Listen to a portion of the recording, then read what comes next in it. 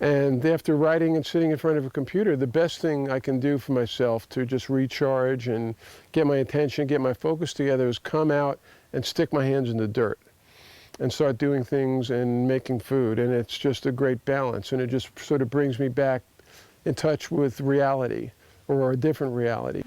But that's how it works. The more life force there is within the food that you eat, the stronger and healthier you're going to be.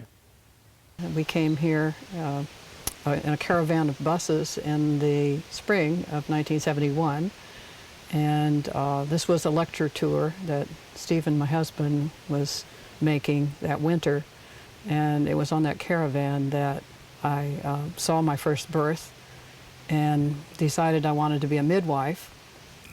As a midwife assistant, I'm observing births and learning, and I'm going to go through what's called a CPM certification, and where I have an apprenticeship and helping women and babies have safe birth options, whether they want it to be at home or whatever they want their experience to be, we can be there with them.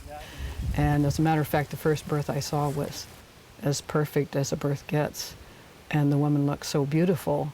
I didn't know that. I mean, that was a big surprise for me, because I thought, you'd look bedraggled and sweaty, but she looked better than usual, not worse than usual. We didn't know we were going to be midwives. I didn't know I was going to be a midwife, but Ina May called me, and then people kept calling us, and by the end of the year we had driven all the way around the country, and by the end of the time, by the time we got back here, we delivered about 9 babies. I think it was 9. This wasn't possible where I come from. There was a very, very slim chance that I would have my ideal birth experience in that environment, and so I kept thinking, gosh, I wish I could just go down to the farm and have the baby there. And so I called up to find out if it was possible, and it turned out it was very possible. It's really gratifying to let women know that they don't have to be scared of their body's ability to give birth, because we're as well made as any other mammal, and we work as well if we can lower these levels of fear. I like doing that. We're neighbors, we're friends, we're almost family in a way, and that just promotes so much more trust, I think, in what would otherwise be a very daunting experience, I think, for a first-time mom. But I don't really feel fear about it at all, and I think that's priceless. So. And I've had both my children here, now I have grandchildren here on the farm. And it's really about the long-term relationships that you make with people, going through life-changing experiences, life's ups and downs, the sorrows and joys, that really build those deep relationships that allow you to continue and give you the faith that you need to carry on and feel like, you're making a difference in the world. The solar school is one of the largest, if not the largest, passive solar building in the state of Tennessee, and it's designed so that the lower elevation winter sun, the light passes through the translucent panels across the front of each sawtooth. That light strikes a cinder block wall filled with sand that forms a thermal heat sink which carries the heat down into the cement slab floor, and so the entire building takes on the heat of the sun and holds it well overnight, and keeps the building really warm without a lot of additional heat.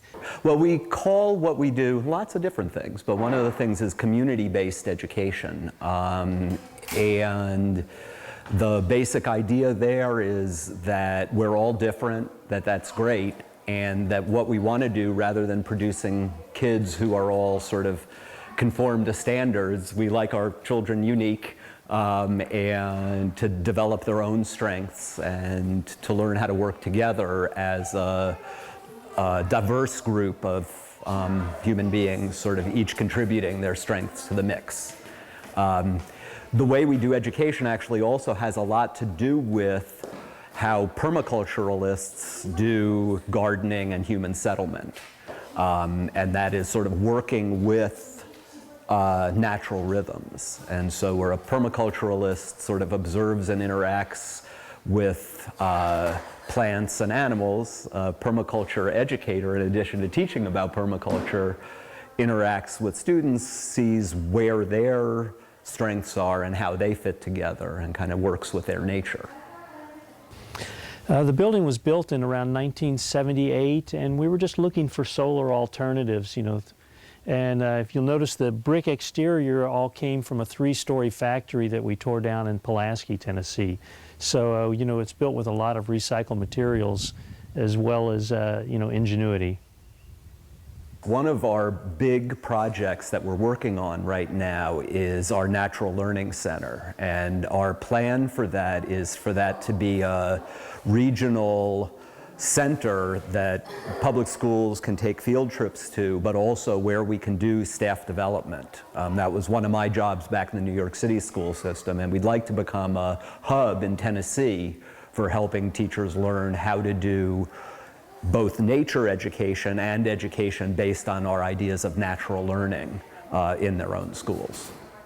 And so the more we can start developing bonds between each other as human beings and figuring out how we can cooperate and work together, the better we're going to be able to, as a society, country, or even world, handle mass diversity, mass adversarial conditions. And so I think that's really important too. It really gives us all a lot of leverage by working together, you know, sharing this piece of land, and the many different projects that the farm's involved in. It really wouldn't be possible without the cooperation of everybody here.